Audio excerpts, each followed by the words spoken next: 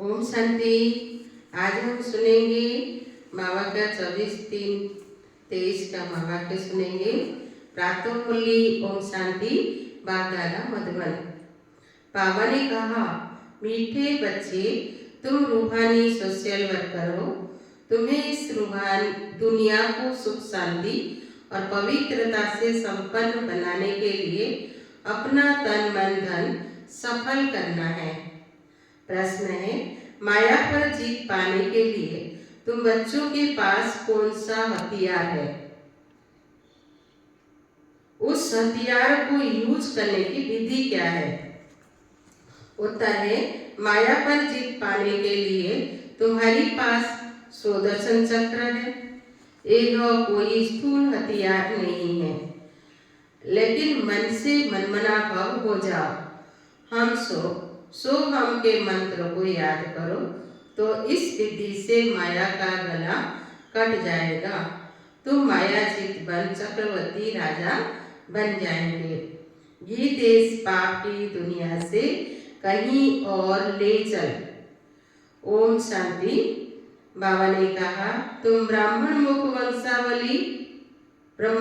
वंशावली ब्राह्मण ही जानते हो कि यह कलियुगी पाप की दुनिया है और सतयुग जरूर पुण्य की दुनिया है। बच्चों को समझाया गया है, जो मनुष्य पुण्य आत्माएं होते हैं उनको अच्छा जन्म मिलता है, पाप आत्माओं को बुरा जन्म मिलता है। अब यह तो है कि पाप आत्माओं की दुनिया, यह ज्ञान तुम बच्चों की बुद्धि में है। शांति धाम को ही परम धाम कहा जाता है। यह है दुख धाम। भारत सतयुग में सुख धाम था। अब हमको शांति धाम जाना है, फिर सुख धाम में आना है। सुख धाम में पवित्रता, सुख, शांति तीनों ही है। इस दुख धाम में है अपवित्रता, दुख, अशांति। यह तीनों चीजें समझ लेनी चाहिए। जब भारत में तीनों चीजें हैं तो सुख धाम कहा जाता है। अब तुम तन मन धन सब कुछ बाप पर बलि चढ़ाते हो। तन मन धन से तुम भारत की सेवा करते हो। तन से भी सेवा की जाती है ना। सोशल वर्कर तन की सेवा करते हैं, कोई धन की सेवा करते हैं, बाकी मन की सेवा इस दुनिया में कोई जानते नहीं। मनमना भाव का अर्थ ही है, पाप आकर समझाते हैं, मुझ परम पिता परमात्मा को याद करो जिससे तुमको सुख का वर्षा लेने का है। मनमना भाव यानी सबकी बुद्धि बाप के साथ लगी रहे। ऐसा दूसरा कोई मनुष्य नहीं जो कह सके तो और सभी सेवा करते हैं, परंतु मन से कोई भी कर नहीं सकते। मनुष्य कहते हैं, मन शांत कैसे हो? अब मन और बुद्धि है आत्मा का आगंस और यह कर्मेंद्रिया शरीर के आगंस है। तो बाप एक समझाते हैं, सुदर्शन चक्र को याद करो, अपने बाप और सुख धाम को याद करो, इसी दुख धाम को भूल जाओ। यह हुई मन की सेवा। जो जो करेंगे वही माया पर जीत पाएंगे। माया का सिर कट जाएगा। ऐसे नहीं, सुदर्शन चक्र से कोई मनुष्य का सिर काटा जाता है। देवताओं के ऐसे अलंकार होते नहीं जिससे कोई पाप हो। मनुष्य समझते हैं श्री कृष्ण ने सुदर्शन चक्र से गला काटा था, यह तो पाप का काम हो गया। देवताएं ऐसे काम कर न सके। सुदर्शन चक्र कोई का सिर काटने के लिए नहीं है, यह है माया पर जीत पाने का। सुदर्शन चक्र फिराने से हम देवता बनते हैं, माया पर जीत पा लेते हैं। इस सुदर्शन चक्र से ही तुम माया पर जीत पाते हो। यह तुम्हारा हथियार है।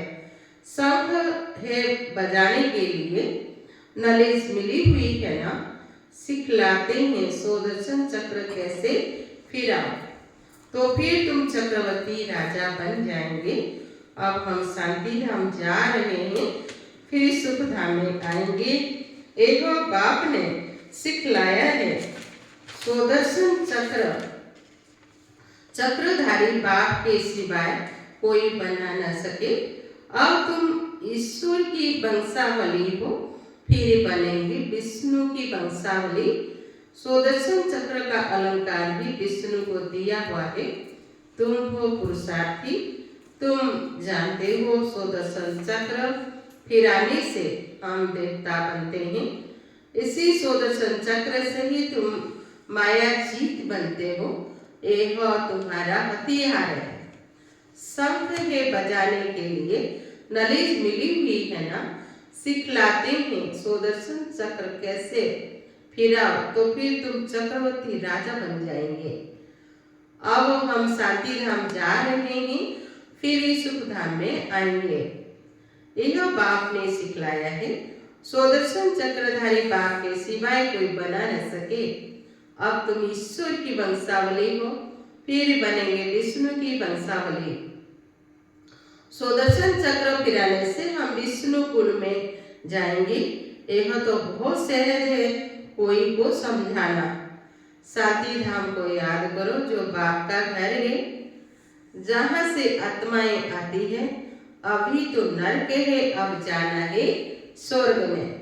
बाबा को याद करने से सब विकर्म विनाश होंगे, परंतु बाप से पूरा योग नहीं है तो धारणा नहीं होती, फिर कोई को समझा नहीं सकते। तुम ब्रह्मा मुख वंशावली ब्रह्मा कुमार कुमारियां हो। जो पवित्र रहते वही भीखे हैं, जो पवित्र नहीं रह सकते वही ब्रह्मा मुख वंशावली शिव बाबा का पोत्रा कहला नहीं सकते। क्रोध लोग की बात अलग है, परंतु पवित्र रह न सके तो उनको ब्राह्मण कहलाने में भी रंग है। वही ब्राह्मण कुल का नहीं जिसमें विकार है या विकार में जाते हैं। तुम समझा सकते हो, हम तो पवित्र रहते हैं, परंतु कोई विकारी बन खराब हो जाते तो वही ब्राह्मण कहलाने के हकदार नहीं। विकार में जाना पतित पना है। विकार ऐसे पतित यहाँ आ नहीं सकते, परंतु कारण अकारण आने देना पड़ता है। अभी देखो मकान बनाने वाले जरूर सब पतित लोग होंगे ना, परंतु ब्राह्मण लोग तो यह काम नहीं करेंगे, तो उन्हें से काम लेना पड़ता है। कोई मददगार बनते हैं तो रहने दिया जाता है। वास्तव में पतित कोई रह नहीं सकता। यह है पावन बनने की जगह। पतित आत्माएं तो जरूर है। भारत पावन था, स्त्री पुरुष दोनों पवित्र रहते थे। लक्ष्मी नारायण स्त्री पुरुष दोनों संपूर्ण निर्विकारी थे ना। हम खुद उन्हें की महिमा करते हैं। तुम हो अब संगमी भी। संगम पर बाबा कर पति से पावन बनाते हैं। विषय विकारों में जानने वाले को पतित कहा जाता है। सन्यासी लोग विष को छोड़ते हैं तो पतित लोग उनको माथा टेकते हैं।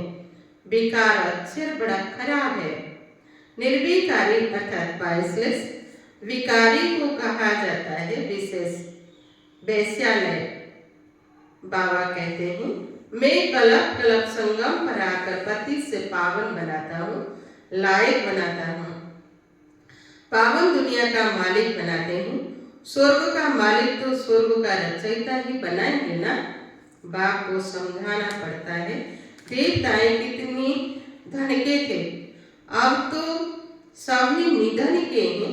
यह है दुखदायी दुनिया। सब एक दो को दुख देते रहते हैं। नंबर 1 दुख है काम कटारी चलाना, जिससे आदि मध्य अंत दुख मिलता है।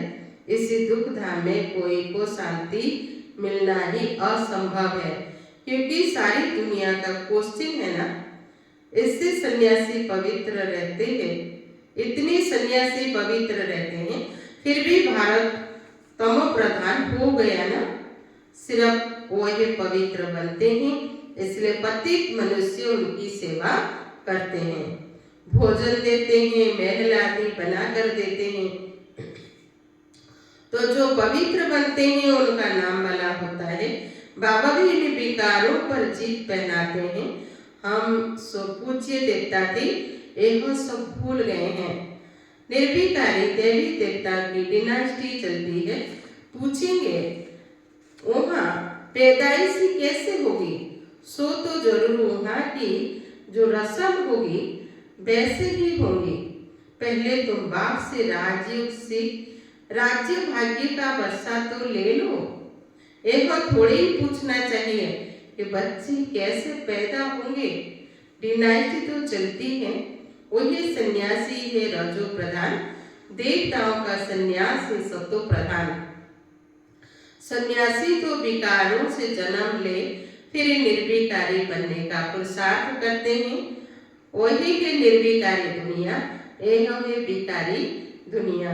निर्विकारी मनुष्य को यह ख्याल रहता है कि विकार बिगर दुनिया कैसे चलेगी। जैसे उन्हें की दृष्टि वैसे ही सृष्टि भासती है। बाबा कितना अच्छा बनाते हैं। लक्ष्य तो बुद्धि में रहता है ना। भगवान हमको आप समान भगवती भगवान बनाते हैं, तो गोया मास्टर भगवान हो गए, फिर देवता बनना है। मास्टर भगवान बन बाबा के घर जाना है।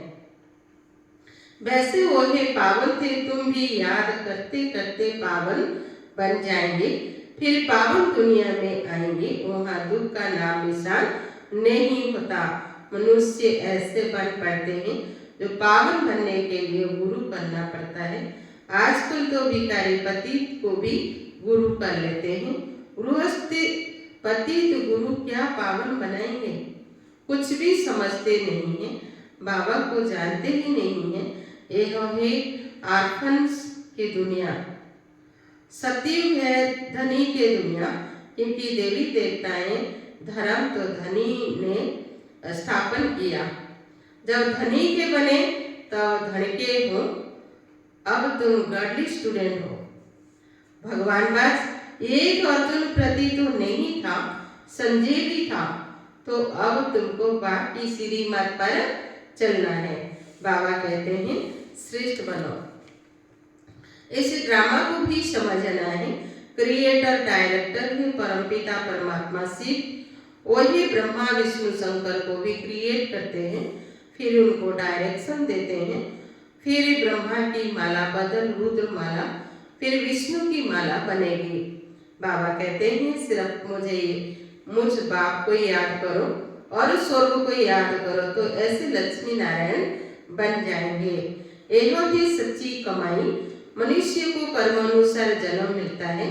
अब बाबा ऐसे श्रेष्ठ कर्म सिखलाते हैं। यहाँ है श्रीमत पर चल, श्रेष्ठ बनने की कमाई। बाकी तो सभी मिट्टी में मिल जाना है। देह अभिमान भी छोड़ना है। हम बाबा के बने हैं, जाते हैं बाबा के पास। यह आत्मा कहती है बाबा हम आपकी याद में रहे, विकर्मों को काट ही लेंगे, फिर आप हमको स्वर्ग में भेज देंगे ना। नरक का विनाश, स्वर्ग की स्थापना तो होती है ना। महाभारी लड़ाई सामने है, इससे भी मुक्ति जीवन मुक्ति के गेट्स खुलते हैं। यहाँ तो देखो बैठे बैठे बीमारी लग जाती है, वहाँ तो सदैव आराम ही आराम है। एक और दुख धाम है ना, इसलिए पुरुषार्थ किया जाता है दुख धाम के लिए, सुख धाम के लिए। यहाँ माया है नहीं, वहाँ माया है नहीं, देह अभिमान होता नहीं। समझते हैं हम आत्मा है, यह शरीर अब बूढ़ा हुआ है, दूसरा लेना है। वहाँ यह ज्ञान नहीं रहता कि हम बाबा के पास जाते हैं। यह ज्ञान तुमको इस समय है, हमको वापिस जाना है बाबा के पास, फिर बाबा स्वर्ग में भेज देंगे। शरीर निर्वाह अर्थ कर्म भी करते रहो। तुम जितना आज्ञाकारी वफादार रहेंगे उतना उन्नति होगी।